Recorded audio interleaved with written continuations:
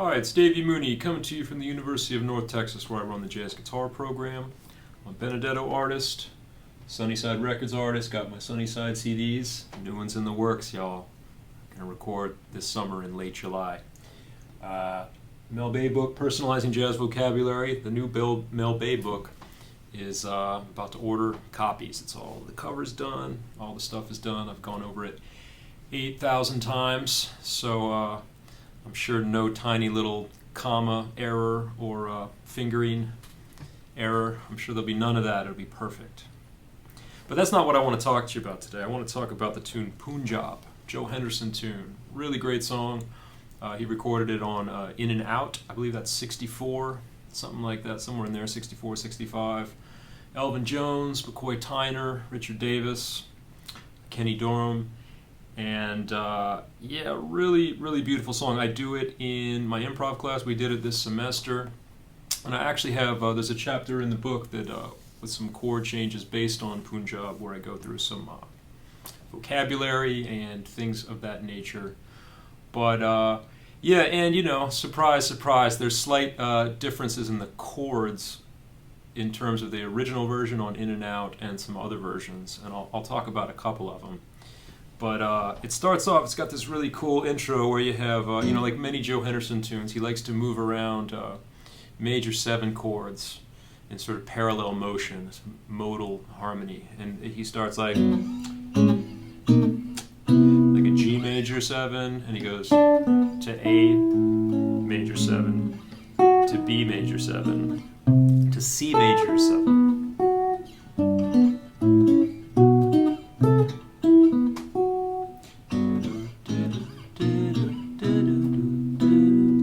Really cool little parallel thing. And then the tune, sort of proper tune, starts on a D major 7.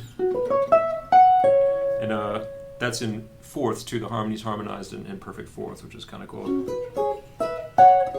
Can't really do all of that on the guitar. I should probably try to work that out maybe. I don't know. We'll talk about that more later. So you have that a D major 7 chord for a measure for 4 beats, and then 2 more beats, and then you have like a B flat 7 going to B major 7. And there are these sort of passing dominant chords on the head that you can also play in the solos. Sometimes I leave some of them out, to be honest with you. So harmonically you got D major 7, B flat dominant 7, B major 7, A flat major 7, although sometimes that A flat major 7 is anticipated by a G7. So I'll just play them in time again. So D major 7, B flat 7, B flat major 7, G7, A flat major 7.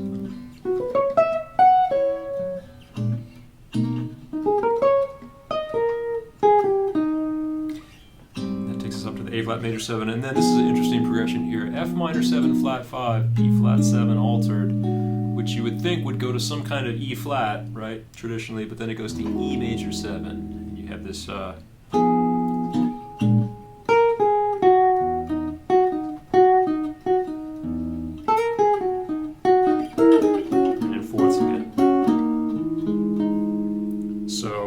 D major 7, B flat dominant, B major 7, A flat, maybe with the G7 anticipating it, F minor 7 flat 5, B flat 7, D major 7, then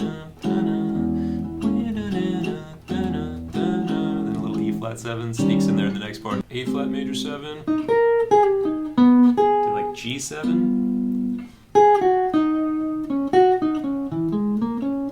There's the melody, and there's some disagreement maybe on the chords here between various versions. The Joe Henderson version, and actually the chart in the, it's one of the new real books, one of the legal real books, follows the in and out chords very closely, and I think they get it right for the most part. And they give you like A flat major 7, G7, G flat 7, B major 7 or C flat major 7, and then E7, F7. So it's kind of strange, like.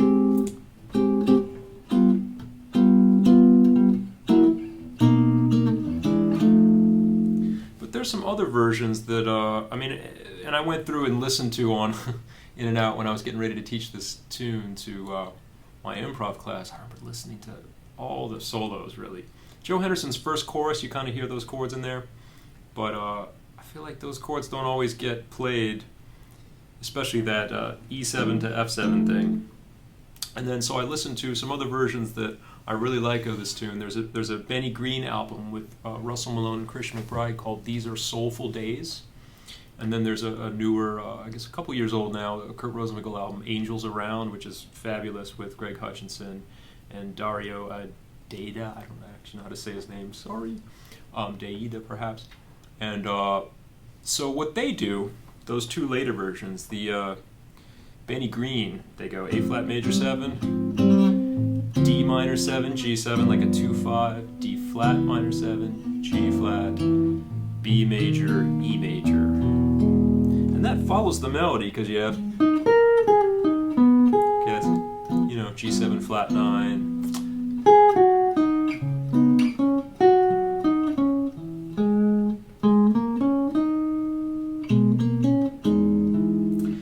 The Rosenwinkel version, I believe they go A flat, G7, and also like kind of D flat, G flat to B major, C flat major. That I think is cool for the head, but I think it's a little awkward to improvise over. Anyway, that's my 2 cents. And you know, those other two versions have created a precedent for changing it up a little bit. So then right after that, so we got.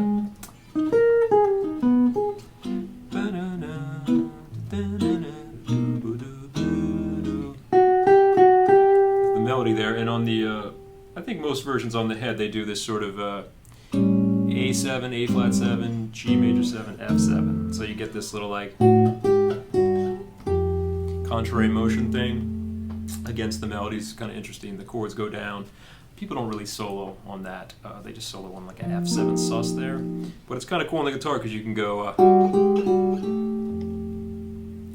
maybe play around with some contrary motion things of having like, okay, well that's sort of A7, A flat major 7, G major 7, F7. Just playing around with this little note here. That's what I like to do, you know. While the bass goes. And then F sus. Back to this part. Sorry. So a lot going on with the chords on the melody and a lot of hits. You know, Joe Henderson in this period, he wrote a lot of hits on this record. You know, on Serenity, there's a lot of hits. Even Inner Urge has some hits that people sometimes play and sometimes don't, and I think it's cool. You can. Joe Henderson himself, I think, changed the chords a little bit. The first time I actually heard that.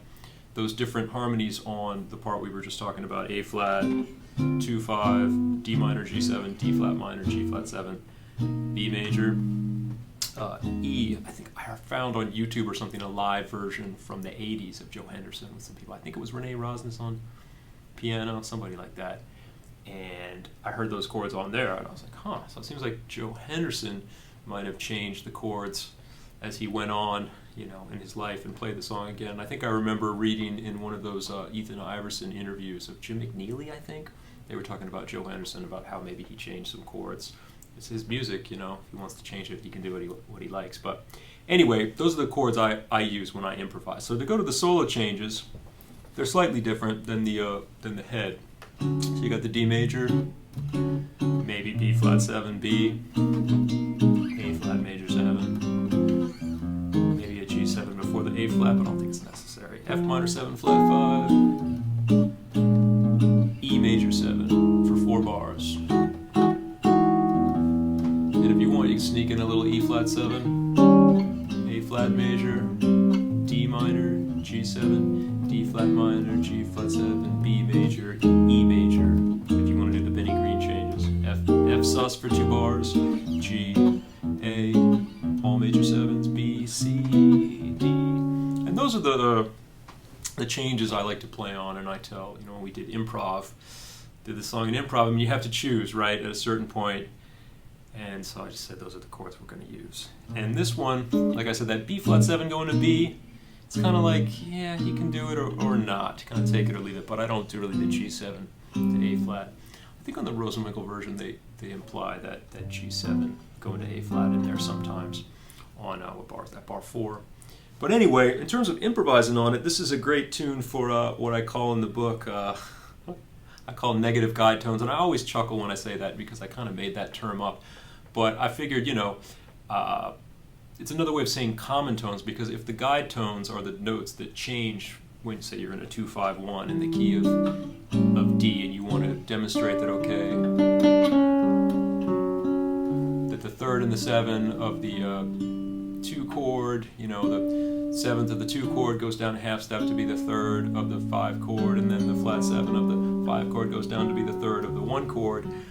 Those are commonly called the guide tones, and the tones that change and move through the harmony. Negative guide tones, I meant the tones that don't change. So if you have a D major 7 for 2 bars and you want to go to a B major 7, that sound, they're very far away, those chords, they're a minor third away. And so sometimes I think it's nice to also be aware of the notes that stay the same between those 2 chords, like for instance F sharp.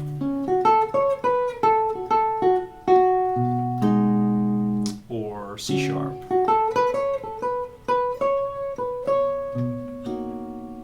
And sometimes that can give your playing, I guess the principle, if there's a principle that I follow when I'm improvising on tunes, at least some of the time, if not all the time.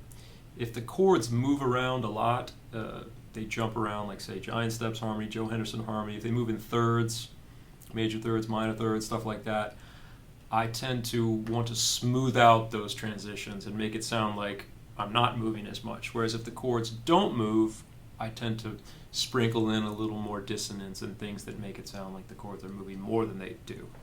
And, that's just the way kind of I approach things aesthetically. Not always, I might just play the blues over some chords that don't move a lot or that do move a lot. But anyway, that's one idea that you can go for. So if you want to...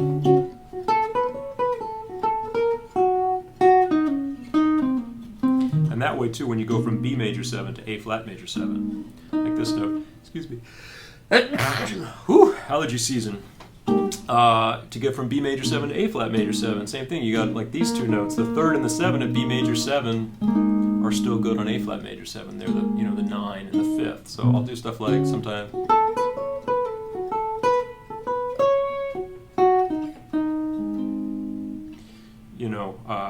where it's kind of like I'm not changing, it sounds like I'm not changing the chord, but the chord changing the note that I stay on still sounds consonant, and that's kind of like a little trick I like to do.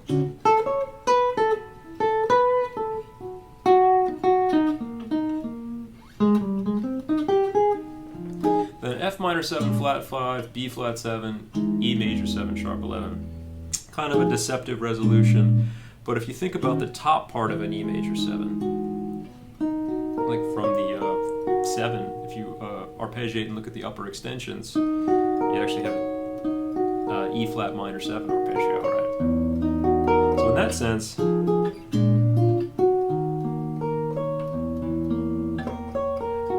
you are still kind of resolving to E flat minor in the upper part of the chord. So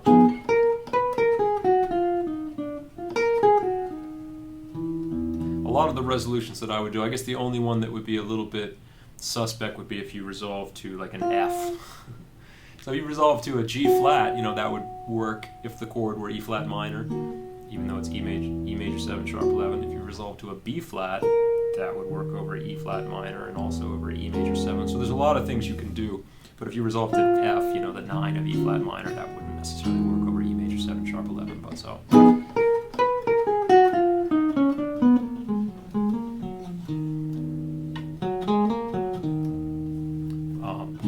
Another thing I like to do in there too, if I play a lot of choruses on this song, I'm on E major 7 for a really long time and I get sick of kind of playing that Lydian sound.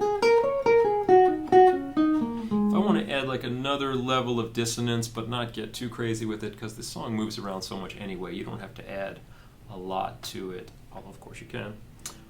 Sometimes I'll go for this sound, like a major 7 sharp 9, and I learned that sound from Steve Bazikowski. He used to put that in a lot of his tunes, he probably still does, that harmony. But one way to think about that is that it's a mode of the harmonic minor scale, like A flat harmonic minor, the 6th mode. And And you still get all the Lydian notes, but you also get this sharp 9 or like minor third along with the major third. And it's particularly cool in this tune because it kind of implies an E flat 7 a little bit. And since you go from that E major 7 to A flat, it almost gives you like the 5-1 that, you know, you don't have to play so literally if you don't want to put an E flat 7 in there. So I got F minor 7 flat, B flat 7, E major.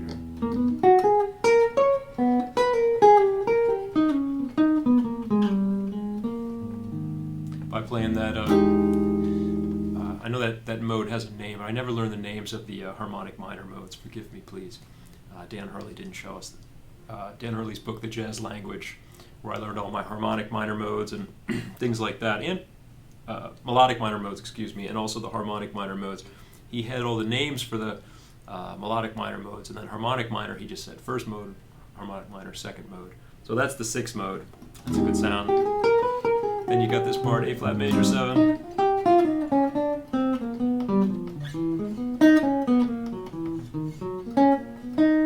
Just play over that harmony real sort of beboppy, and this is one of those tunes I like a lot, kind of like Serenity, where you have the modal harmony and the chords moving around. They're deceptive progressions and chords moving around modally, but you also have this bop harmony. That's why I kind of like to go with the changes that Benny Greed and Kurt Rosenwinkel play.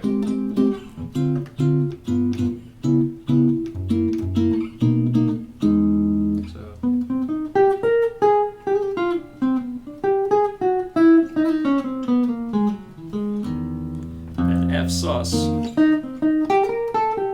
F9 sus or F7 sus, I just treat it like it's an F dominant, you know, or a C minor 6. And that resolves to G. It's kind of like a 4 minor going to G if it's C minor.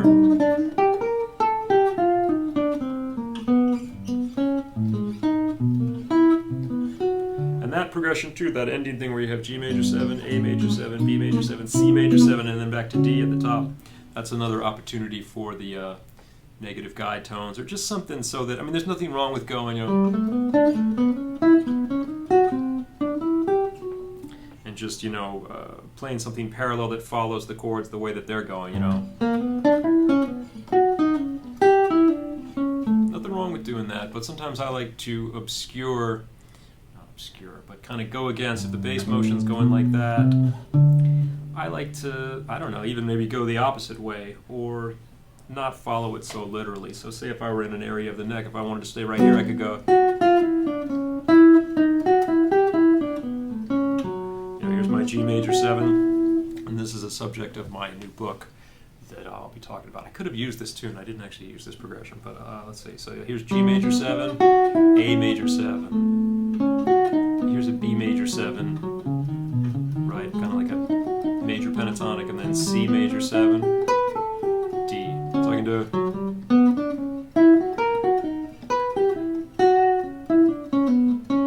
or I could even, let's see if I can go down while the chords go up.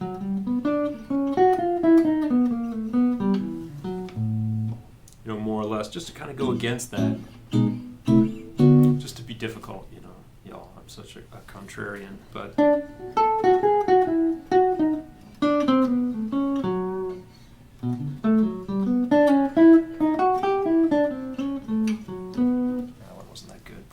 you know, that's one of the things I like about this song. So again, yeah, Punjab, y'all.